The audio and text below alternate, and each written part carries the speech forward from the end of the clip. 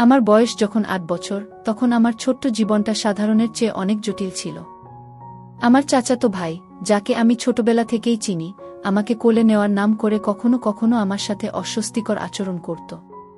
তখন আমি কিছু বুঝতাম না, শুধু জানতাম যে এই আচরণ আমার ভালো লাগছে না। আমি ভয় পেতাম, কনফিউজড হতাম, কিন্তু কোনো উপায় ছিল না সেই ভয় প্রকাশ করার। আমি সাহস করে মাকে বলতাম, মা, চাচ্চু আমাকে এমন করছে, আমার ভালো লাগছে না। গিয়ে আমার ছোট্ট কণ্ঠে ভয় এবং কষ্টের মিশ্রণ ছিল।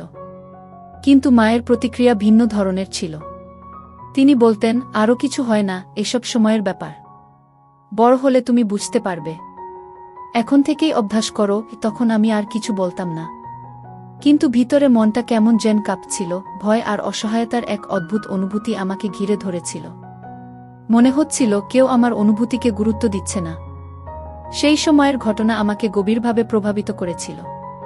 রাতে ঘুমোতে গেলে আমার মাথার ভেতরে নানা প্রশ্ন ভেসে উঠত। আমি কি ঠিক ছিলাম না বলতে? কেন মা আমাকে বোঝায় না? এই ধরনের চিন্তা আমার মনে বারবার ঘুরে ফিরত।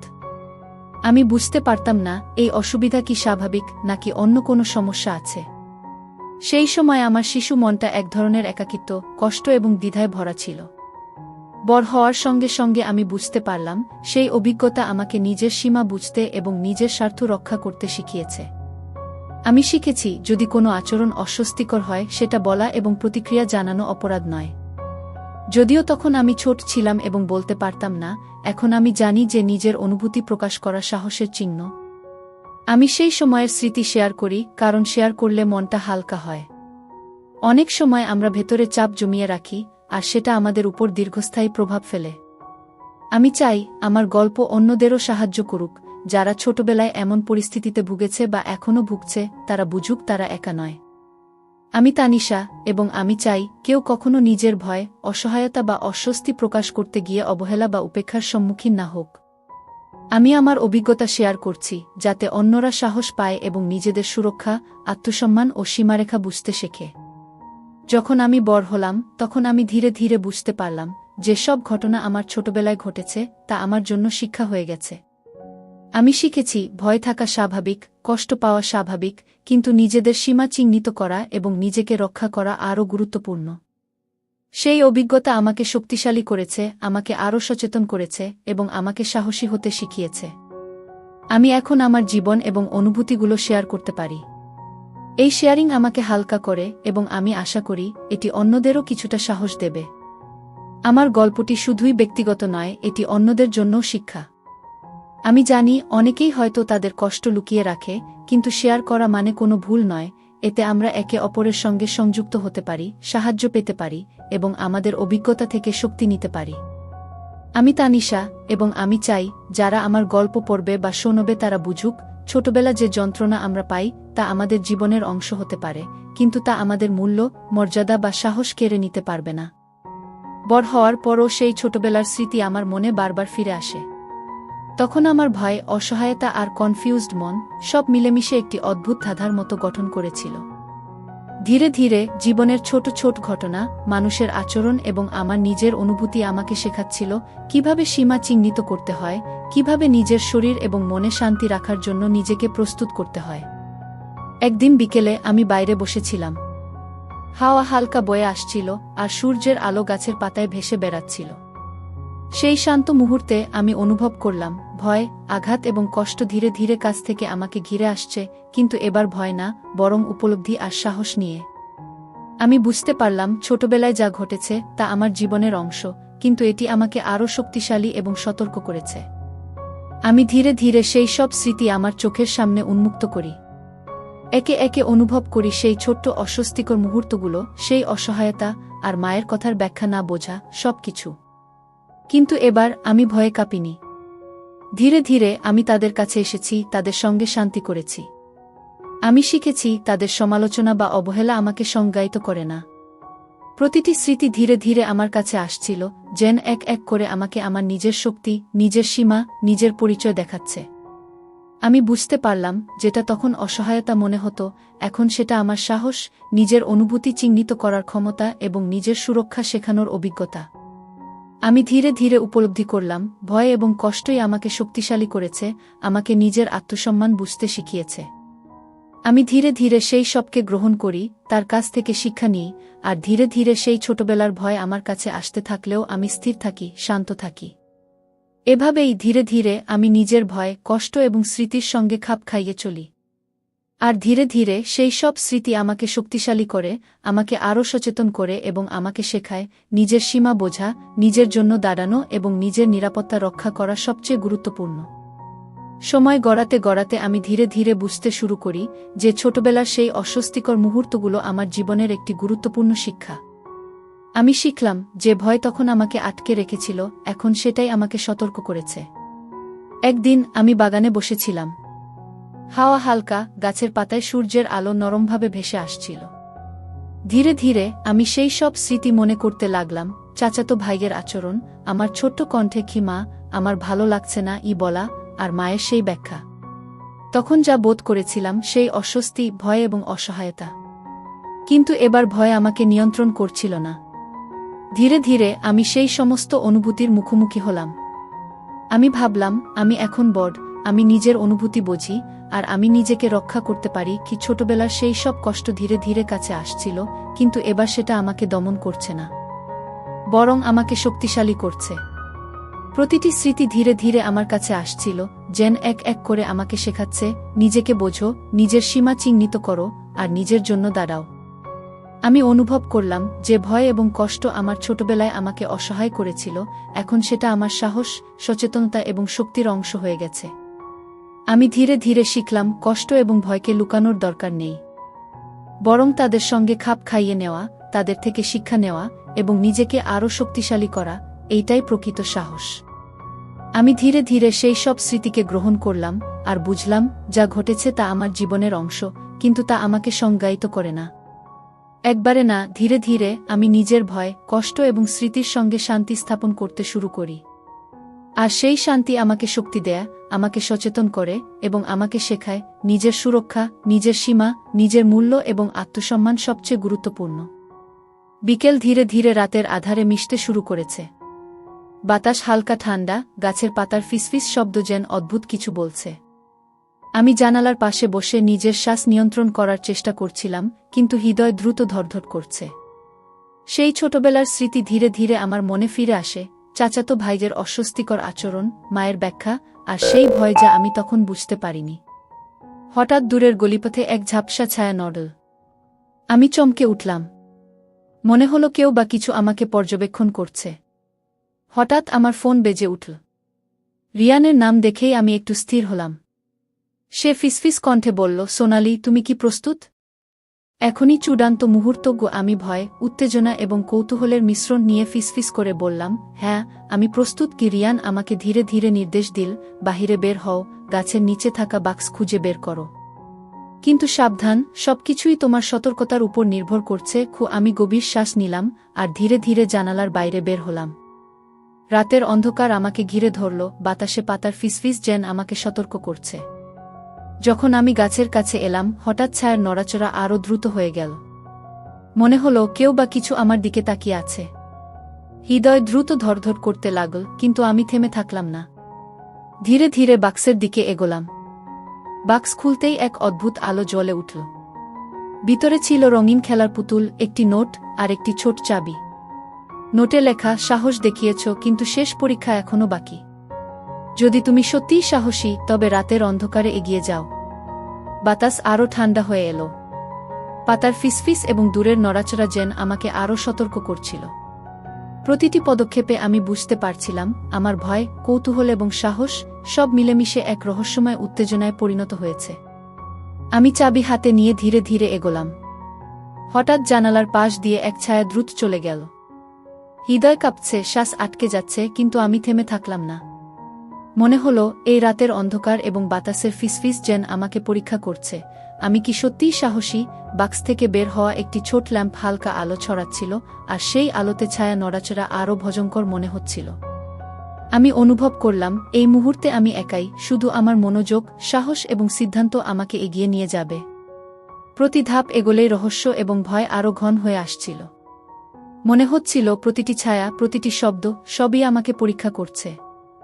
আমি বুঝতে পারলাম এটি আর শুধু ধাঁধা নয়, এটি এক রোমাঞ্চময়, বিপজ্জনক পরীক্ষা যা আমাকে আমার ভয়, কৌতূহল এবং সাহস পরীক্ষা করতে বাধ্য করছে। হঠাৎ দূরের অন্ধকার থেকে একটা হালকা আওয়াজ এলো, যেন কেউ আমাকে ডেকে বলছে। হৃদয় আরও দ্রুত ধড়ধড় করতে লাগল। মনে হলো এই মুহূর্তে আমি এক অদ্ভুত পরিস্থিতির মধ্যে পড়েছি, যেখানে রোমাঞ্চ এবং ভয় একসাথে আমাকে গ্রাস করছে। আমি ধীরে ধীরে বোঝার চেষ্টা করলাম, ভয় থাকা স্বাভাবিক, কিন্তু আমি থেমে থাকব না। সাহস, সতর্কতা এবং মনোযোগ নিয়ে আমি ধীরে ধীরে অন্ধকারে এগোতে থাকলাম। বাতাসের ফিসফিস, ল্যাম্পের আলো, দূরের অজানা শব্দ, সব মিলেমিশে আমাকে এমন এক অভিজ্ঞতার মধ্যে টেনে নিল যা আমি আজ পর্যন্ত কখনো ভুলব না। আমি বুঝতে পারলাম এই মুহূর্তে ধীরে ধীরে এগোনোই আমার শক্তি। ধীরে ধীরে আমি নিজের ভয় এবং উত্তেজনার সঙ্গে খাপ খাইয়ে এগোলাম। রাতের অন্ধকার, বাতাসের ফিসফিস এবং অদ্ভুত ছায়ার নড়াচড়া সবই আমাকে এক রহস্যময় এবং রোমাঞ্চকর যাত্রার দিকে টেনে নিয়ে যাচ্ছে। রাতের অন্ধকার ঘন হয়ে এসেছে। বাতাসের ফিসফিস, দূরের অদ্ভুত শব্দ আর গাছের ছায়ার নড়াচড়া সবই আমাকে সতর্ক করছে। আমি জানালার পাশে দাঁড়িয়ে ধীরে ধীরে নিজের সাহস জোগাচ্ছি। মনে হলো এই মুহূর্তে পৃথিবীর সমস্ত ধ্বনি, আলো এবং ছায়া যেন আমার মনকে পরীক্ষা করছে। হঠাৎ দূরের গলিপথে হালকা ঝাপসা ছায়া নড়ল। আমি স্থির হয়ে দাঁড়ালাম, চোখ বড় করে তাকালাম।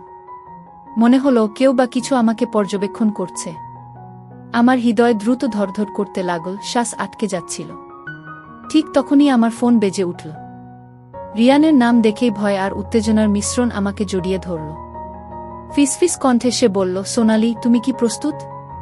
চূড়ান্ত মুহূর্ত শুরু হয়েছে। আমি নিজের ভয় নিয়ন্ত্রণ করে ফিসফিস করে বললাম, হ্যাঁ, আমি প্রস্তুত। কি? রিয়ান আমাকে নির্দেশ দিল, গাছের নিচে থাকা বাক্সের দিকে ধীরে ধীরে এগো। সাবধান, প্রতিটি পদক্ষেপ তোমার সতর্কতার উপর নির্ভর করছে। ভুল করা মানে তুমি সব হারাবে। আমার হৃদয় আরও দ্রুত ধড়ধড় করতে লাগল। আমি জানালার বাইরে ধীরে ধীরে নামলাম। বাতাস ঠান্ডা, রাতের অন্ধকার এবং ল্যাম্পের নরম আলো সব মিলেমিশে এক রহস্যময় পরিবেশ তৈরি করছিল। গাছের কাছে পৌঁছে আমি থেমে দাঁড়ালাম। হঠাৎ বাতাসের সঙ্গে একটি ছায়া ঝাপসা করে পাশ দিয়ে গেল। আমি চমকে উঠলাম। মনে হলো কেউ বা কিছু আমাকে পরীক্ষা করছে। কিন্তু থেমে থাকলে আমি সব হারাব। তাই আমি সাহস জোগাই, ধীরে ধীরে বাক্সের দিকে এগোলাম। বাক্স খুলতেই এক ঝলমলে আলো জ্বলল। ভিতরে ছিল রঙিন খেলার পুতুল, একটি নোট আর একটি ছোট চাবি। নোটে লেখা, সাহস দেখিয়েছ, কিন্তু আসল পরীক্ষা এখনো বাকি। যদি তুমি সত্যিই সাহসী, তবে রাতের অন্ধকারে এগিয়ে যাও। ওই বাতাস আরও ঠান্ডা হয়ে এলো। পাতার ফিসফিস আর দূরের ছায়া আমাকে আরও সতর্ক করছে। প্রতিটি পদক্ষেপে আমি অনুভব করছিলাম আমার ভয়, কৌতূহল এবং সাহস সব মিলেমিশে এক রোমাঞ্চকর উত্তেজনায় পরিণত হয়েছে। আমি চাবি হাতে নিয়ে ধীরে ধীরে এগোলাম। হঠাৎ জানালার পাশ দিয়ে ছায়া দ্রুত চলে গেল। মনে হলো কেউ বা কিছু আমাকে পরীক্ষা করছে। ল্যাম্পের আলো ঝলসে উঠল, খামের ভিতর থেকে হালকা ঝলক। আমি বুঝতে পারলাম রোমাঞ্চ এবং বিপদ একসাথে আমাকে পরীক্ষার মুখোমুখি করছে।